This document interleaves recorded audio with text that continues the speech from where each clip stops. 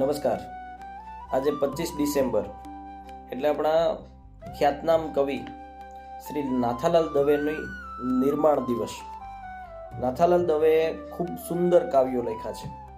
એના કાવ્યોની મુખ્ય વિશેષતા એ છે કે એમાં ગેયતા, ગ્રામ ચિત્રો અને પ્રકૃતિ ચિત્રો એમાં જોવા મળે છે. નાથાલાલ દવે એ ગાંધી યુગના કવિ હતા. ખૂબ સુંદર કવિતાઓ એમના દ્વારા મળી છે.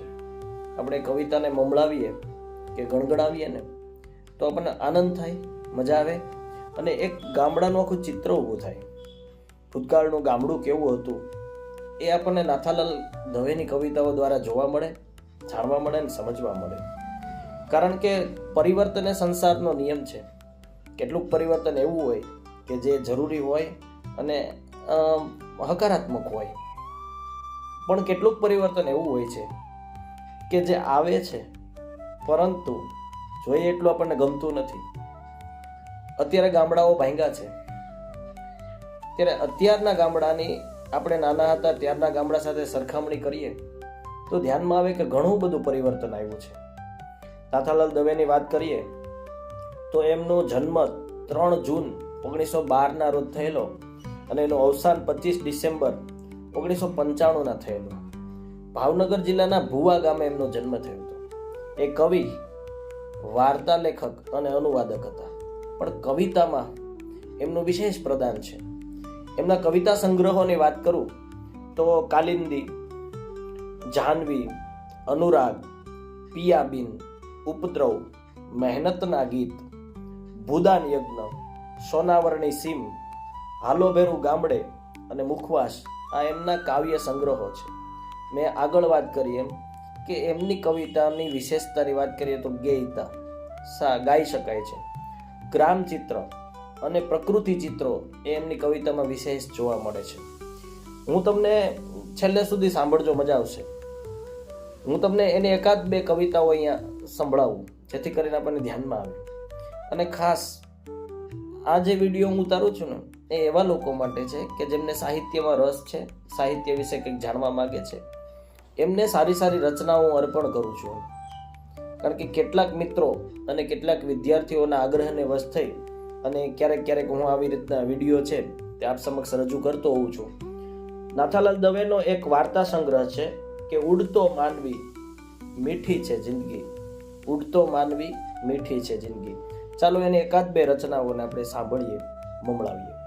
એક બહુ સરસ રચના છે કે સોનાવરણી સીમ. સોનાવરણી સીમ જ્યારે પાક આવે ને ત્યારે આખી સીમ છે ને એ સોનાવરણી બની જાય છે.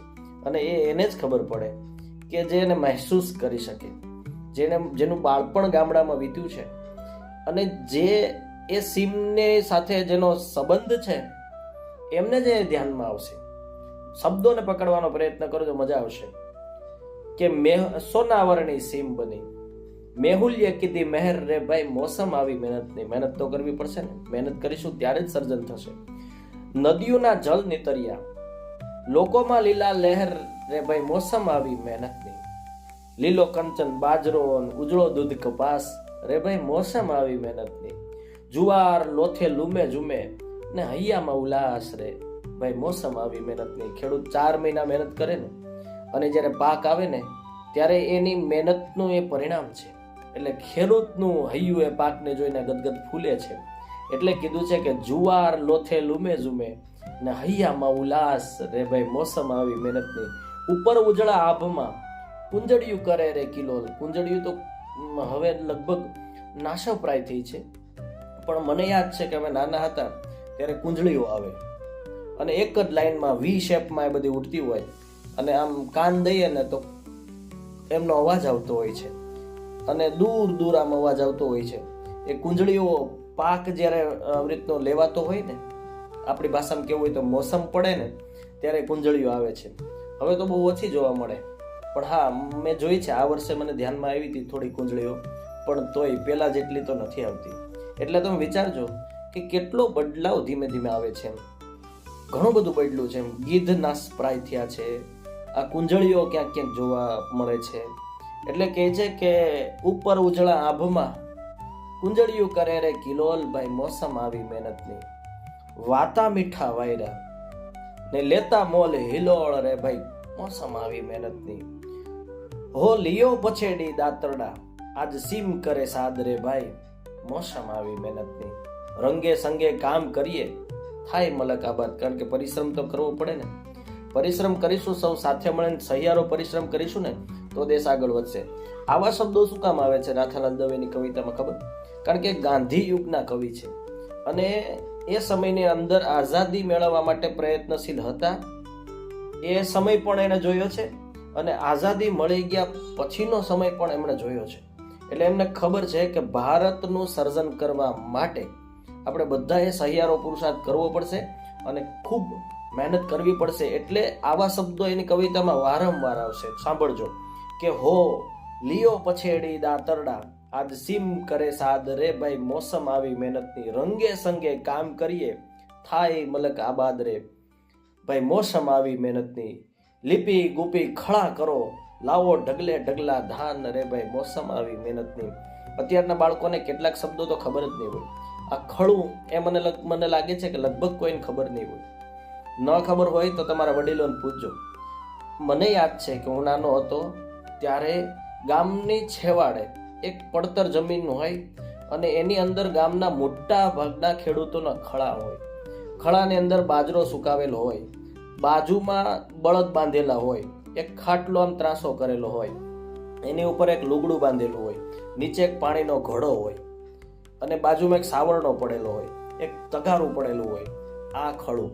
અને ખળું એક ગામડું અને ખેડૂતના જીવન સાથે જોડાયેલું અભિન્ન અંગ છે. હું એમ કહું કે જ્યારે પાક આવે અને એ પાક વાડીએથી ગાડી દ્વારા લાવી અને ખળામાં નાખવા આવે ને તો જ્યાં જે ખળા હોય છે ને ત્યાં એક મેળા જેવું વાતાવરણ હોય છે.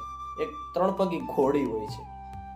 આ ખળા તો હવે ગયા કારણ કે યંત્ર વિજ્ઞાન આવી ગયું. એટલે ઘઉં ઊભા હોય ને હાર્વેસ્ટર દ્વારા કઢાઈ જાય છે. એ થ્રેસર ને હાર્વેસ્ટર ને આવી ગયા એટલે ખળા છે તેનું અસ્તિત્વ ખતમ થઈ ગયું. પણ હા, અમારા મગજની અંદર એક ખળું હજી પડેલું છે. આ બધી બાળકોને સમજાવવું પડશે. મને લાગે છે કે ઘણી બધી વસ્તુ આ બાળકોને ખબર નહીં હોય. એટલે બહુ સરસ શબ્દ છે કે લીપી ગુપી, કારણ કે ગાળ કરેલી હોય છે. એમાં સરસ મજાની ગાળ કરેલી હોય, એની ઉપર પછી બાજરો કે જે કઈ વસ્તુ હોય નાખેલી હોય, એની ઉપર બળદ ચલાવવામાં આવે. એને અમારા વિસ્તારની અંદર મૈણું કહેતા, મરણું, બરોબર. એ અને પછી એને ધોકાવવામાં આવે, એને વાવલવામાં આવે. કેટલી પ્રોસેસ કર્યા બાદ એ અનાજ ઘરે પહોંચતું. અને આજે તો સવારે ઘઉં ઊભા હોય અને બપોરે ઘરે ઢગલો પડ્યો હોય. એટલે બાળકોને આ બધી વસ્તુ છે એ ધ્યાનમાં નહીં આવે. લીપી ગુપી ખળા કરો લાવો ઢગલે ઢગલા ધાન રે. ખેડૂત છે ને મોટા દિલનો હતો. કોઈ માગણ આવે ને ત્યાં તો એ એમ કહેતો કે ભાઈ તારાથી ઉપડે એટલું લઈ જા. આવા લોકો પણ હતા. અને માગણને ત્યારે એવી રીતના તો કે તરછોડતા નહીં. એટલે ઘણી બધી આ આપણી પોઝિટિવ બાબતો છે. વાતો કરીએ એટલી ઓછી છે.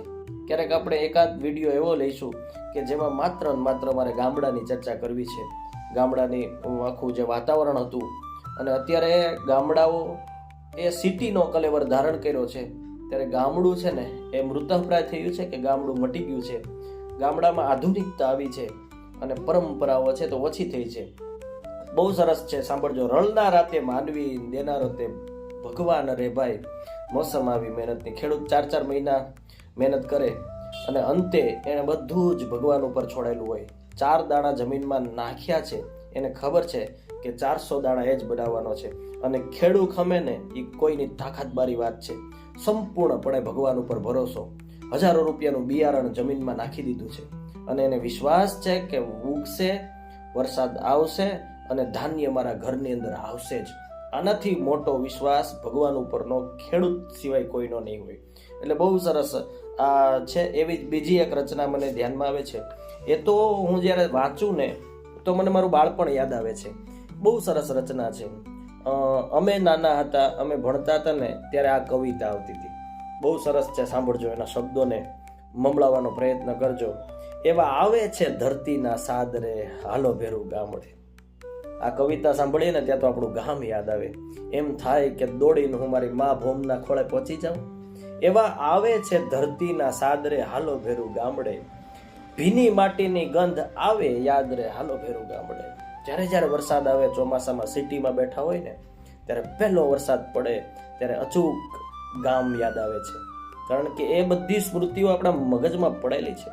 આપણે આ બાળપણમાં બધું માણ્યું છે અને એટલા માટે આ બધું યાદ આવે છે. બોલાવે આજના ખુલ્લા આકાશ. શહેરોમાં ક્યાંય ખુલ્લા આકાશ નથી રહ્યા, કોન્ક્રીટનું આખું જંગલ જોવા મળે, પણ ગામડું એકદમ ખુલ્લી હવા, ખુલ્લું આકાશ, નીરવ શાંતિ. અને બોલાવે આજના ખુલ્લા આકાશ, મીઠા પરોઢના અલબેલા ઉજાસ, ઘેરા ઘમર વલોણાના નાદ રે હાલો ભેરું ગામડે. વહેલી સવારે ટેપ, ટીવી, રેડિયો એ કશું જ નહોતું અને વહેલી સવારે વલોણાના ઘમર ઘમર અવાજ આવતા હોય, કારણ કે યંત્ર વિજ્ઞાન નહોતું એટલે નીરવ શાંતિ હતી. અને વહેલી સવારે એવી રીતનું હતું કે બહેનો 4-5 વાગે ઉઠી અને વલોણા દ્વારા છાશ ફેરતી એટલે ઘરે ઘરે ઘમર ઘમર એવા અવાજો આવતા હતા વહેલી સવારના. એ વાત છે. બોલાવે આજના ખુલ્લા આકાશ, મીઠા પરોઢના અલબેલા ઉજાસ, ઘેરા ઘમર વલોણાના નાદરે હાલો ભેરું ગામડે. ચારીસું ગાવલડી ડુંગરાના ઢાળે. ગામની સીમ તો બહુ જ યાદ આવે, કારણ કે એમાં આપણે ખૂબ રેખડા હોય. ક્યારેક ઘરેથી પૂછીને ગયા હોય, ક્યારેક ઘરેથી પૂછ્યા વગરના ગયા હોય. એટલે એ સીમ સાથે આપણું તાદાત્મ્ય ઘણું બધું છે. મને યાદ છે કે હું ઘણી વખત આમ રખડવા મિત્રો સાથે નીકળી જતો. ક્યારેક ઘરે પૂછીને, ક્યારેક પૂછ્યા વગર ગયા હોય ને ખબર પડે તો ખીજાય. પણ એ સીમ છે ને અત્યારે મગજની અંદર એમ આમ તરવરે છે. અત્યારે હું જ્યારે બોલું છું ને ત્યારે મને મારા ગામની સીમ દેખાય છે. ચારીસું ગાવલડી ડુંગરાના ઢાળે, બાંધીશું હિંચકો વડલાના ડાળે. આ રમત તો વહી ગઈ ભાઈ. અત્યારે બાળકોને ક્યાં રમવાની ખબર જ છે? મોબાઈલમાં એટલા મશગુલ છે કે આ બધી રમતો તો ગઈ. વડલા ડાળે હિંચકો બાંધવો, વડલામાં આંબળી પીપળી રમવી. મેં ફેસબુકની અંદર એક લેખ લખેલો છે કે ગામનો ચોરો, ગામનો ઝાપો, કે જ્યાં ગામના વડીલો બપોરના સમયે 3 લોકો હોય.